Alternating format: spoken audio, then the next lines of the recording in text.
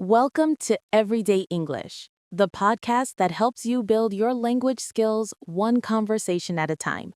I'm your host, Maria. And I'm Tom. Today we have a super important topic, especially for beginners, talking about myself. That's right, Tom. Whether you're meeting new people, going for a job interview, or just making small talk, knowing how to introduce yourself and share a bit about who you are is fundamental. And it can feel a bit awkward at first, can it?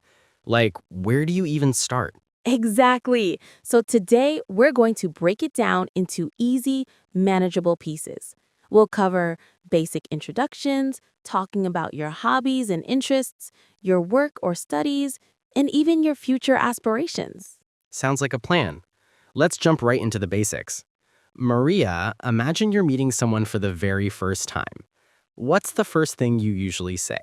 Well, after a friendly hello, I'd usually say, "Hi, I'm Maria. Nice to meet you." And then I'd ask for their name in return. It's polite and opens the door for them to introduce themselves. Simple and effective.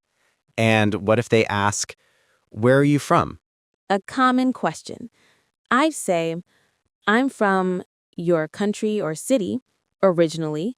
Sometimes I add, "but I live in current city now." It gives a bit more context. Good tip. Let's practice some of these. Listeners, repeat after us. "Hello, I'm..." Your name? "Nice to meet you." I'm from your city or country. Great. Now, once you've covered the basics, people often want to know what you do. Tom, how would you talk about your work? I'd say I work as your job title, at your company. Or if I'm a student at your university or school studying your subject. Perfect. And if someone asks, "What do you like about your job or studies?" That's a good opportunity to share a little more. I might say, I really enjoy the creative aspect of my work, or I love learning about different cultures in my history class. Try to use adjectives that express your feelings. That's a key point. Adding those descriptive words makes your answer much more interesting. Let's move on to hobbies and interests. This is where you can really let your personality shine. Absolutely. I'd typically say, in my free time, I enjoy hobby 1 and hobby 2. For example, in my free time, I enjoy reading and hiking. And you can expand on that. Why do you enjoy it?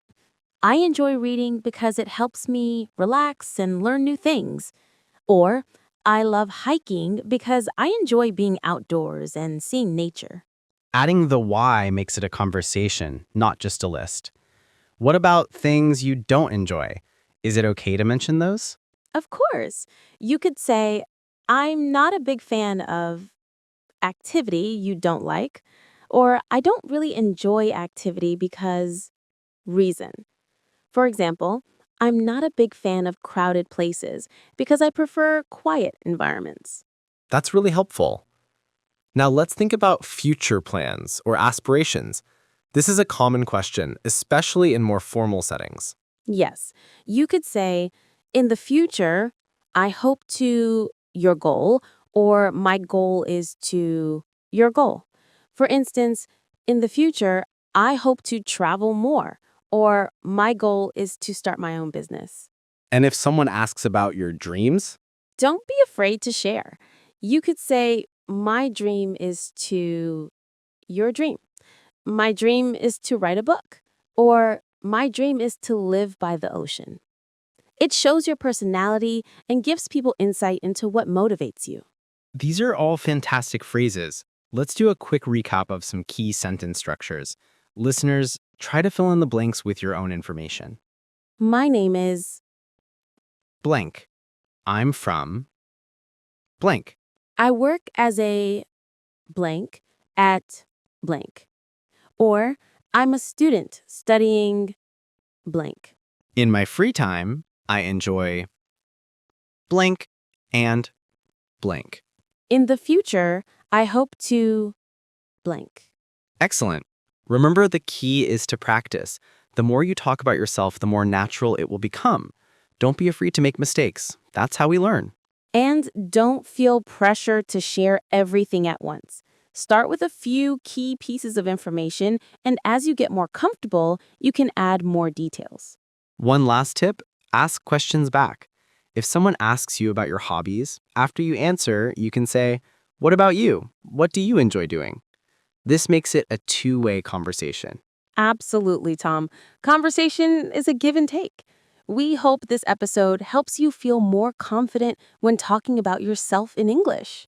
Before we go, here's a quick challenge for our listeners. Take a few minutes today to write down 5 sentences about yourself using the structures we discussed. That's a great idea. And then try saying them out loud. Practice makes perfect. That's all for this episode of Everyday English. Thanks for joining us. Join us next time for more tips and tricks to improve your English. Until then, happy practicing.